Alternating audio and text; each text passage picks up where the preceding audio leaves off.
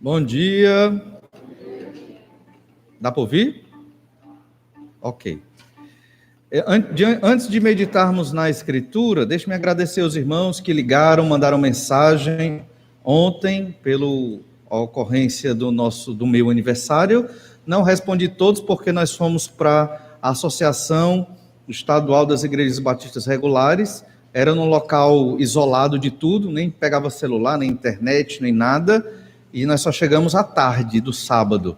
Então, não deu para comunicar a todos, ainda estou terminando de agradecer, mas agradeço aos irmãos, dizer aos irmãos que é uma alegria servir aqui na igreja com cada um, e eu me sinto sempre muito encorajado e muito feliz, e isso é muito bom, né? Deus derramando as bênçãos e nos fortalecendo, e que Deus esteja abençoando a cada um, e muito obrigado. E falando da associação, o nome é AIBREST, Associação das Igrejas Batistas Regulares do Estado do Ceará, né? Grande o nome. Foi lá no acampamento de Iguatu, acampamento Peniel. Quem conhece o acampamento de Iguatu? Olha, vários irmãos já conhecem, né? O Estevão foi meu companheiro de viagem, dormiu a viagem, boa parte, mas ajudou bastante. E foi muito bom o tempo ali, com muitos pastores, deu em média 150 pessoas. Haviam as restrições sanitárias, mas ainda coube muita gente, espaço aberto, foi muito agradável, boas pregações, conversas maravilhosas. Teve um dia que subimos lá numa rocha para orar, foi um tempo também muito, muito gostoso. E ano que vem, quem quiser ir, aí pode ir comigo. Tem umas muriçoquinhas, leva um repelente, que ajuda, né? Praticamente eu nem fui picado, então já é uma grande vitória. E é um tempo muito gostoso, de muita edificação, não deu tempo de chamar ninguém, foi muito rápido, mas foi quarta, quinta, sexta e sábado. Então, nós temos entre igrejas e congregações, umas 100, ou talvez um pouco mais, entre igrejas e congregações batistas regulares no estado do Ceará. Então, o açude estava cheio, e foram muitos testemunhos, relatórios, foi um tempo muito gostoso. 70 anos de associação de igrejas batistas regulares no estado do Ceará. A associação, ela serve para unir as igrejas, para nos ajudar a estarmos compartilhando, né, do trabalho do Senhor. Algumas igrejas sofrem mais, outras são mais abençoadas. Pastor Davi, que é um dos pastores bem antigos do nosso movimento, pastor Davi, ele 4 irmãos e a esposa. Nesse primeiro semestre agora, no final do ano passado para esse semestre agora, conta do Covid, ele já está com mais de 80 anos. Orar por ele, né? Ele deu um testemunho, não foi para o retiro, mas gravaram e apresentaram. Foi muito impactante, muito edificante, né? E eu só lembrei dos irmãos. Se os irmãos estivessem aqui, eu gostaria demais, né? Então, e é bom, é um tempo que você vê os pastores de todo o Ceará ali, quase todo mundo, nem todos foram, mas você vai e conversa, e troca ideias e ora, e então um tempo assim realmente bom. E de dormir pouco, a gente acorda 5 da manhã com o sol nascendo, as barracas elas não têm 4 paredes, são só 3 paredes, algumas, né? E aí você nasce o sol, você já acorda. E vai dormir 1 da manhã, 2, conversando, né? Aproveitando o máximo do tempo. Mas estejam orando, irmãos, pelas igrejas do Estado, graças a Deus, igrejas bíblicas, igrejas, os irmãos batalhando. Tive o pastor de senador Pompeu, lembrei da irmã Elizabeth, acho que ela não veio hoje. Uma Elizabeth que morava ali perto, né? E pastores de todas as regiões. Então vamos estar orando por esses irmãos, por essas igrejas. E ano que vem, quem tiver coragem de enfrentar as muriçocas, aí vamos lá. Mas bem, vamos começar hoje a meditar no livro de Atos dos Apóstolos. Atos é o volume 2 da obra de Lucas. Quando Lucas escreveu o Evangelho, o volume 1, logo em seguida ele escreve o volume 2, que é exatamente para contar a história após Jesus ter subido ao céu. Atos capítulo 1. Mas o livro de Atos dos Apóstolos, ele não é um livro só de histórias. Obviamente, o propósito é nos aproximar mais de Deus, aprendendo a essência da igreja. Hoje nós vamos meditar em Atos capítulo 1, do verso 1 ao 11, e o tema desses versículos que nós colocamos para meditar é firmes nos fundamentos da igreja. Já faz mais de 2000 anos que o Senhor Jesus Cristo ressuscitou e subiu ao céu, cerca de 2000 anos. aproximadamente. E a igreja mudou muito ao longo desses séculos. E nós temos que entender, e estávamos meditando isso na nossa aula de escola dominical hoje, o que é a igreja, qual é a essência da igreja, qual é a igreja verdadeira. Tem muitas denominações, existem muitas propostas de igreja, e nós vamos entender bem o que é a igreja no livro de Atos e também nas epístolas, que falam do que é a igreja. Nós percebemos no Novo Testamento que nós temos um modelo de igreja, mas que não é um modelo engessado, mas é um modelo que apresenta a essência. O que é a essência? É aquilo que você retira, deixa de ser igreja. Isso é essência. Por exemplo, uma igreja que não ensina a Bíblia, deixou de ser igreja. Pronto, não é igreja, certo? Uma igreja que não ora, deixou de ser igreja. Não é igreja, é outra coisa. É uma associação religiosa. É um conjunto de pessoas que gostam de uma religião, mas não é igreja. Uma igreja que deixa de investir na obra missionária, deixa de ser igreja. Também. Uma igreja que não crê em Jesus, obviamente, deixa de ser igreja. Não se espantem com o que eu vou dizer. Muitas igrejas evangélicas ao redor de nós não são igrejas. Porque, primeiro, não ensinam a Bíblia. Podem usar a Bíblia, mas não ensinam. Podem ler um versículo, mas não falam da salvação em Cristo. Falam da prosperidade na terra. Deixou de ser igreja. E no livro de Atos, nós queremos exatamente perceber, nesse início aqui, os fundamentos da igreja. Nós temos que estar firmes nos fundamentos. A igreja pode estar num prédio como esse, a igreja pode estar debaixo de uma árvore, a igreja pode estar em outro local, não importa o espaço físico, mas tem alguns elementos que a igreja, que somos nós, os crentes em Jesus, que nós não podemos deixar de ter estes elementos, porque eles são essenciais à igreja. E o livro de Atos fala do que aconteceu quando Jesus subiu ao céu, após ter ressuscitado, e como a igreja se formou. E isso é o modelo que nós temos, que Deus nos deu para entender o que é a igreja e quem somos nós no plano de Deus, nós, crentes em Jesus, filhos de Deus. Pensando nisso, firmes nos fundamentos da igreja, leiamos Atos do verso 1 ao verso 11. Escrevi o primeiro livro, ó Teófilo, relatando todas as coisas que Jesus começou a fazer e a ensinar, até o dia em que, depois de haver dado mandamentos por intermédio do Espírito Santo, aos apóstolos que escolhera, foi elevado às alturas. A estes também, depois de ter padecido, se apresentou vivo, com muitas provas incontestáveis, aparecendo-lhes durante 40 dias, e falando das coisas concernentes ao reino de Deus.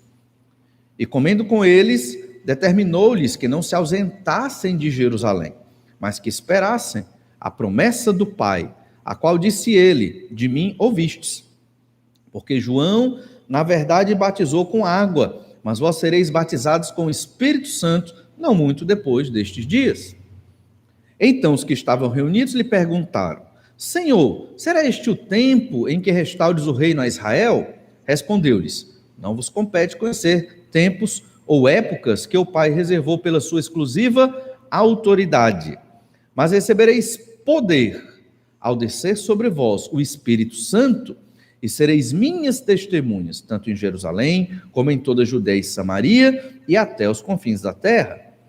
Ditas estas palavras, foi Jesus elevado às alturas, à vista deles, e uma nuvem o encobriu dos seus olhos. Estando eles com os olhos fitos no céu, enquanto Jesus subia, eis que 2 varões vestidos de branco se puseram ao lado deles, e lhes disseram: varões galileus, por que estáis olhando para as alturas? Esse Jesus que dentre vós foi assunto ao céu, virá do modo como o viste subir. Então isso aqui é a transição entre os evangelhos, especificamente o evangelho de Lucas, e o início da igreja. Nós vamos perceber então que temos que estar firmes nestes fundamentos, porque nós somos descendentes espirituais desta primeira igreja que vai começar em Atos capítulo 2. Embora tenhamos esse nome Batista, isso é uma terminologia histórica. Estudando a história da igreja, não é o momento hoje, mas vamos entender porque recebemos o nome Batista. Mas nesse período do Novo Testamento, não tinha igreja batista, igreja presbiteriana, igreja Assembleia de Deus, não tinha igreja pentecostal, não tinha nada disso. Havia a igreja. E ser crente nessa época não era bom, no sentido de viver em sociedade ali. O que é que eu quero dizer com isso? Ninguém queria ser crente, certo? Ser cristão aqui era problema, entende? Ser cristão no Novo Testamento era problema. Eu não estou dizendo que é ruim, é maravilhoso ser crente em Jesus, mas na sociedade da época, você não tinha uma vantagem. Obviamente, as vantagens do reino de Deus.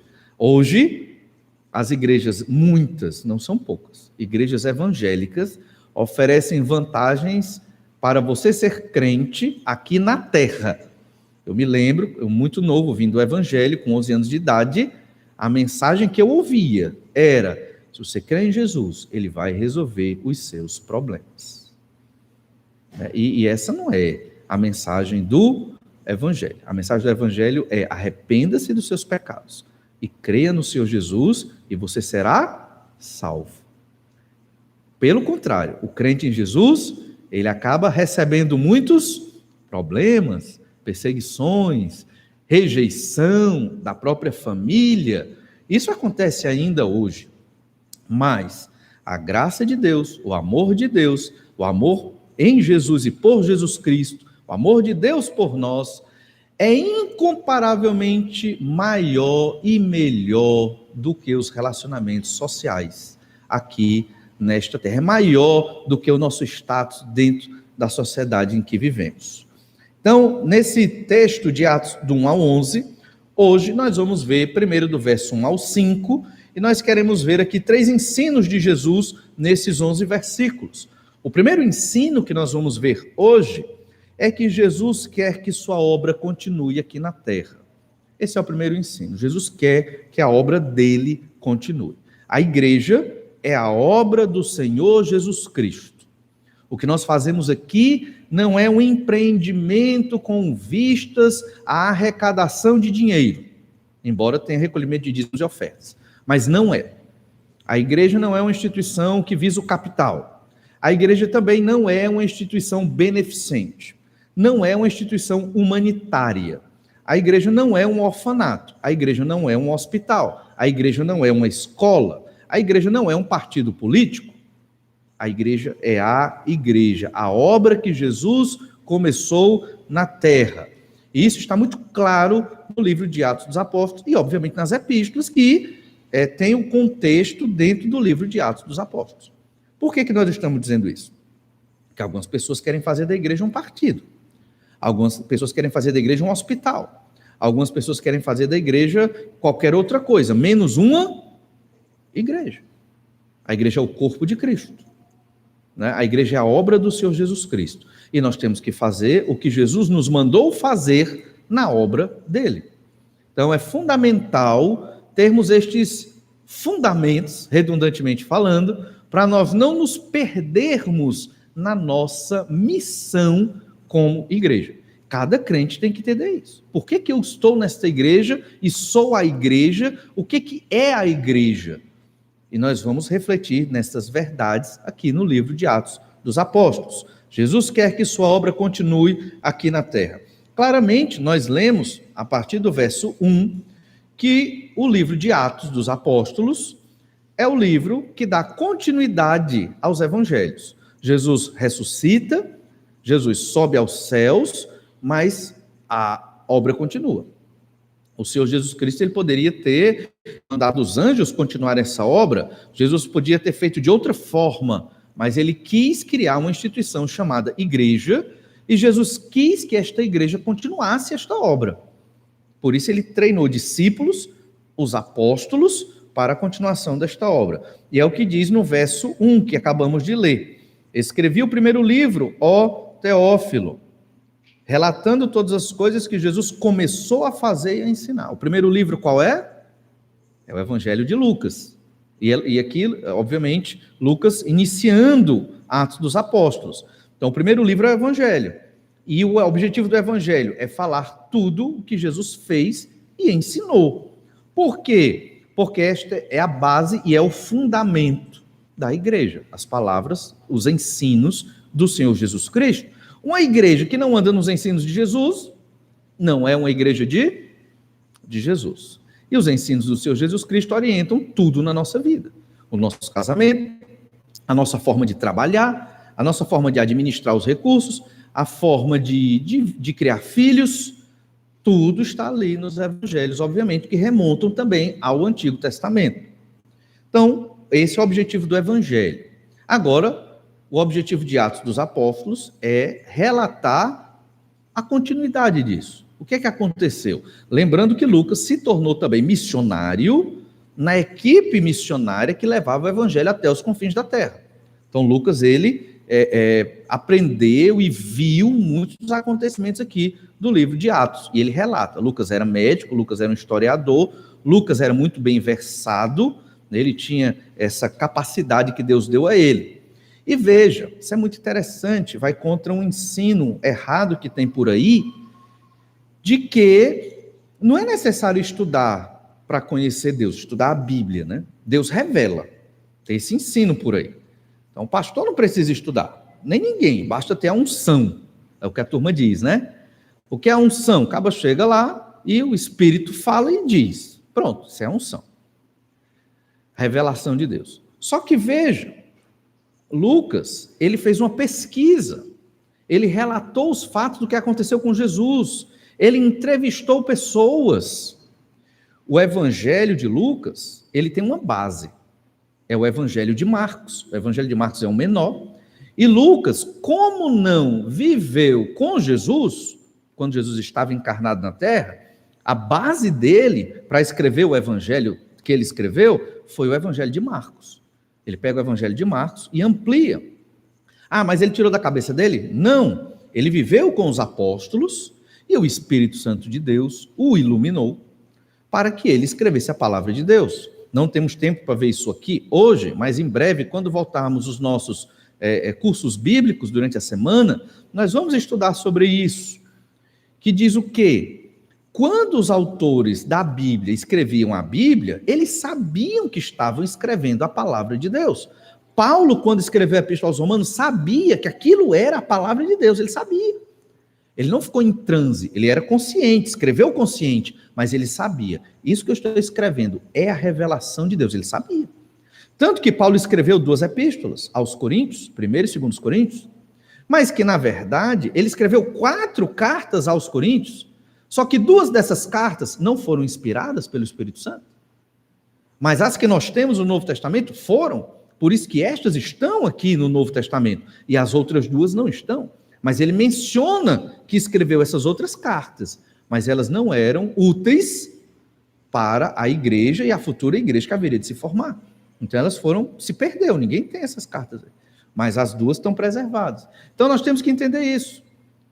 O Senhor nosso Deus é um Deus inteligente, óbvio, extremamente sábio, e a palavra de Deus requer o quê? Leitura, estudo, empenho. Estudar é difícil. Estudar é difícil. E todo crente prova o seu amor para com Deus estudando a carta de Deus. Não é verdade? Veja bem, eu recebi da minha filha uma carta de aniversário, né? Eu li a carta dela, agradeci a carta dela, e imagina se eu não lesse a carta dela, né? Feio, né? Eu estaria desprezando o amor da minha filha, né? Aí eu li, gostei da carta e agradeci a ela pela carta. E da mesma forma, Deus nos deu uma carta, a Bíblia é sagrada. Se eu não estudo a Escritura e me empenho, porque a gente é assim, lê uma coisa, entendi, sei não. Vou esperar a unção. Não é assim, né? Não é assim. Você tem que ler, reler, estudar, tirar uma dúvida, perguntar, e tem coisa que nem tem resposta mesmo. Porque a Bíblia, ela, se respondesse tudo, ela não terminava mais, né? E olha que é um livro curto, mas mesmo assim, brincando, é bem extenso. E você tem que ler a Bíblia uma vez por ano. pelo menos, todo dia um pouquinho, todo dia um pouquinho. Aí você vai juntando as coisas, e o Espírito Santo vai juntando as informações na sua mente, e aí você começa a pensar biblicamente, você começa a pensar, não igual, mas com a mente de Cristo. Então, quando você vê as coisas na política, no trânsito, na escola, na universidade, na família, em todas as dimensões da nossa vida, você começa a pensar biblicamente. Rapaz, ó, Jesus não faria isso. Ah, Jesus faria isso. Ó, Jesus gosta disso. Você começa a pensar assim. E aí significa que você está realmente buscando e vivendo segundo a vontade do Senhor nosso Deus. Então é necessário esse estudo. Estou dizendo isso por quê? Porque Lucas, ele fez uma pesquisa.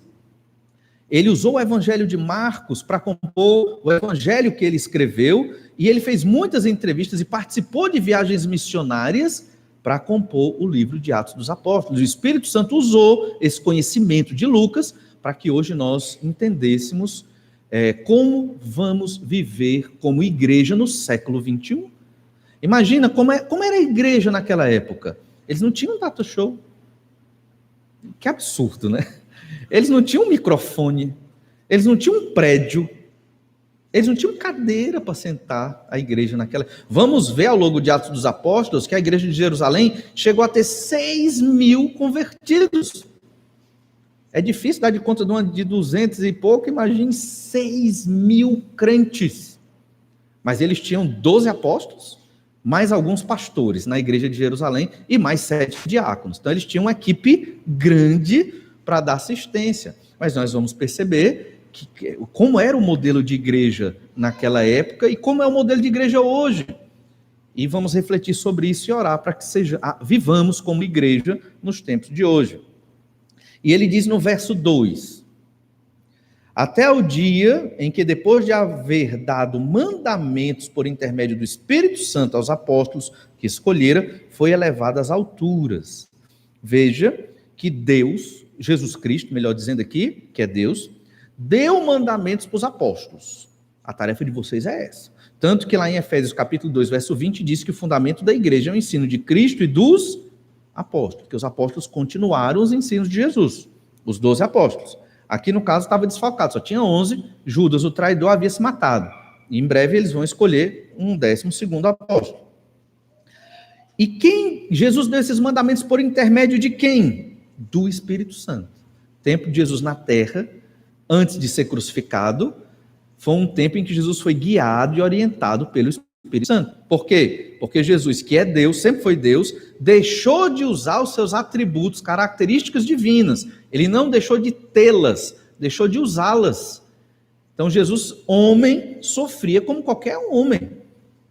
E o Espírito Santo é que impulsionava, dava poder, orientava. Jesus estava limitado enquanto se encarnou. Ele se autolimitou.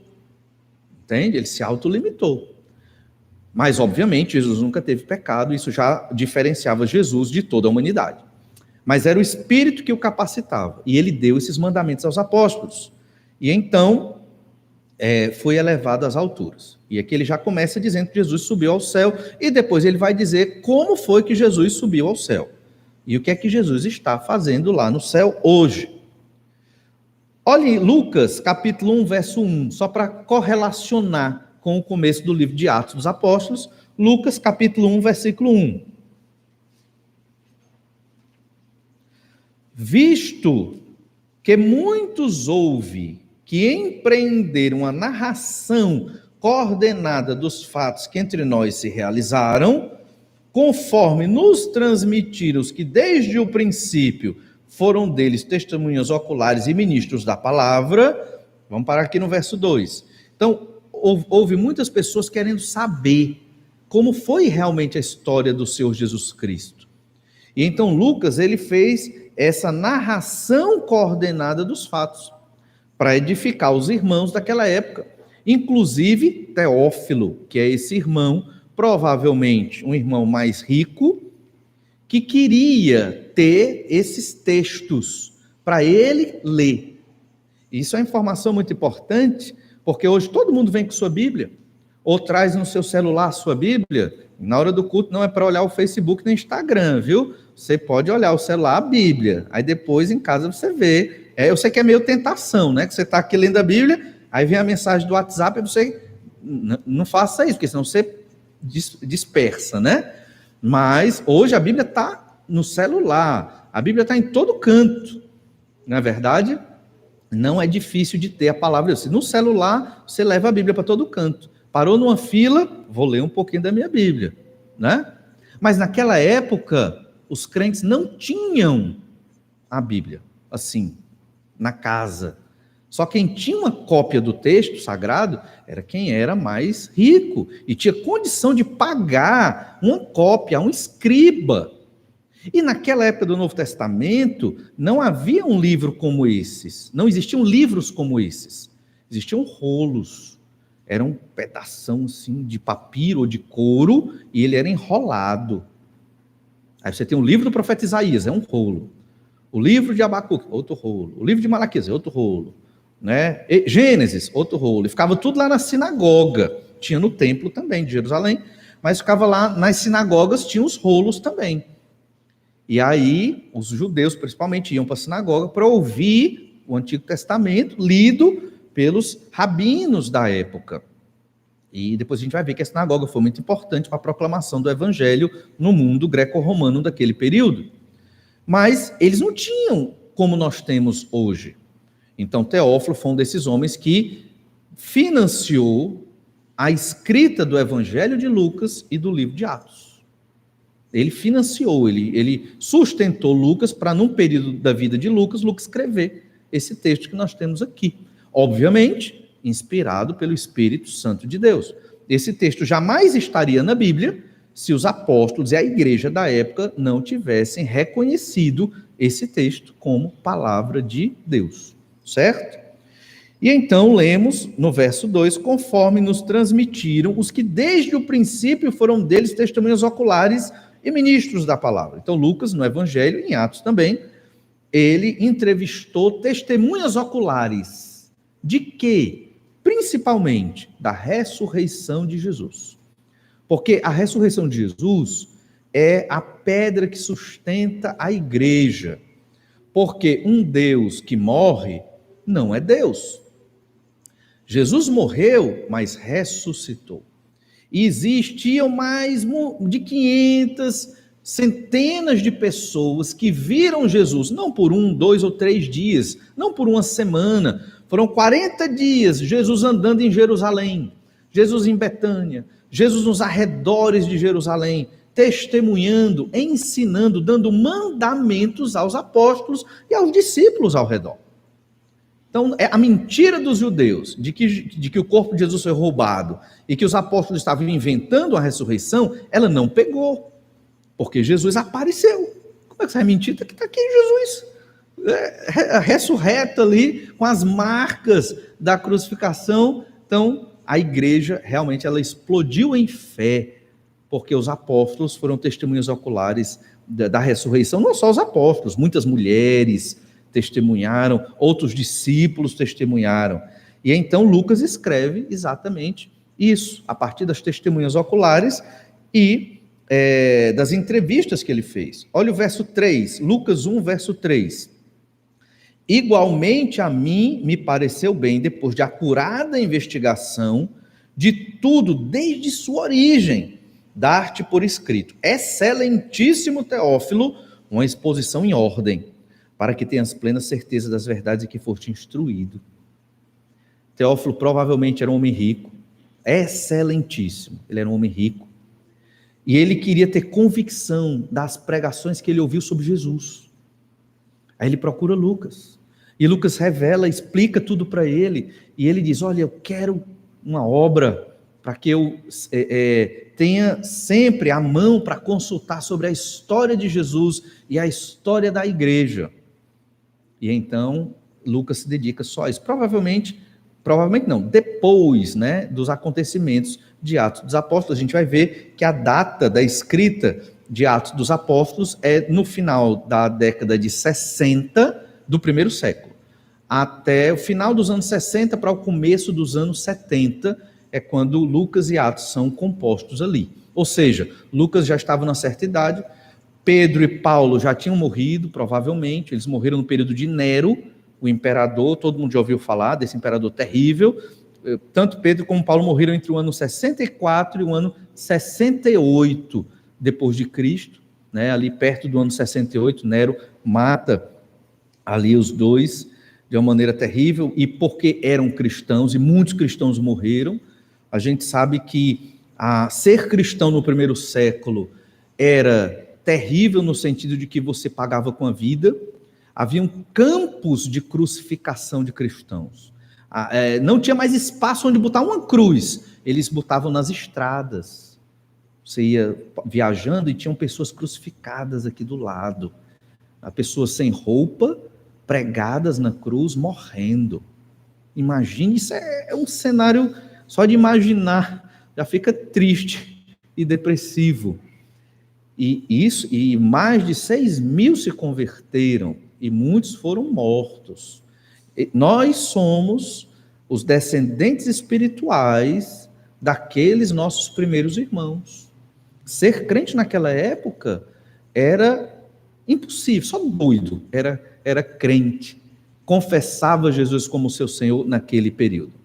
Hoje, desenvolveram vantagens terrenas para os crentes, né? Teologia da prosperidade e outras coisas. Irmãos, a vantagem de ser crente em Jesus é a pátria celestial. Essa é a nossa grande vantagem, a nossa grande esperança. E aqui na terra, Deus é tão bom que ainda nos dá muitas bênçãos.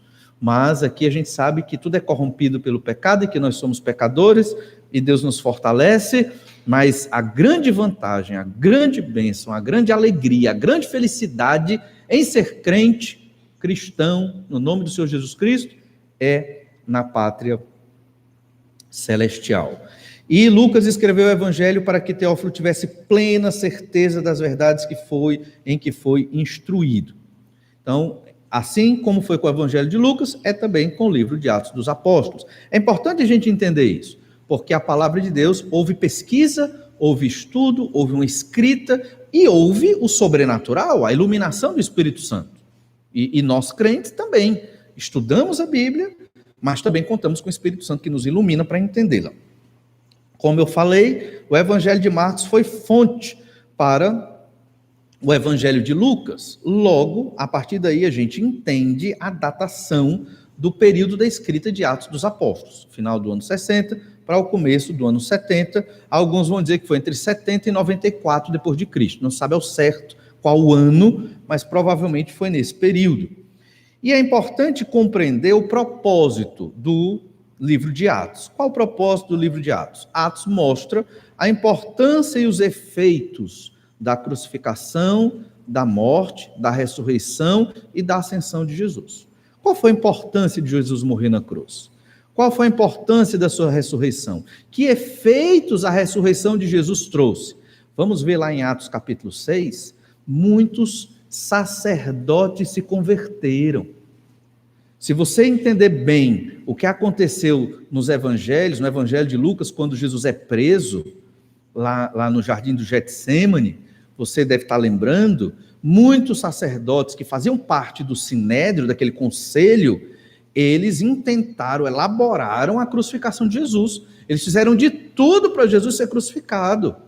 Pilatos nem queria, nem ligava para Jesus. Pilatos não queria crucificar Jesus. Pilatos não queria problema com os judeus. Tanto que mandou, vai para Herodes. Ele é galileu? Vai para Herodes. Herodes resolve. Só que Herodes também não queria saber de Jesus, mandou de volta para Pilatos. Mas os sacerdotes, com outros, dos sinédrios, fariseus e escribas, queriam a crucificação do Senhor Jesus Cristo. O que é que acontece lá em Atos 6? Muitos sacerdotes se converteram. Talvez, a gente não sabe ao certo, mas talvez até sacerdotes que votaram para Jesus ser crucificado se converteram. Sabemos que fariseus se converteram, como Nicodemos, José de Arimateia e outros daqueles que viviam ali foram atingidos pelo Senhor Jesus Cristo. Nós vamos percebendo então os efeitos da morte, da ressurreição de Jesus, da sua subida ao céu, na vida daquele povo. E quantos vão se convertendo? Não porque os apóstolos se tornaram corajosos, mas pelo poder de Deus. E assim como aconteceu naquela época, acontece hoje também.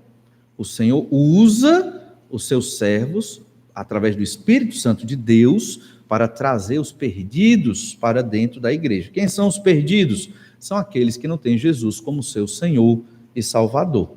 Então, o propósito um dos propósitos é esse. Existem outros propósitos, nós vamos mencionar também.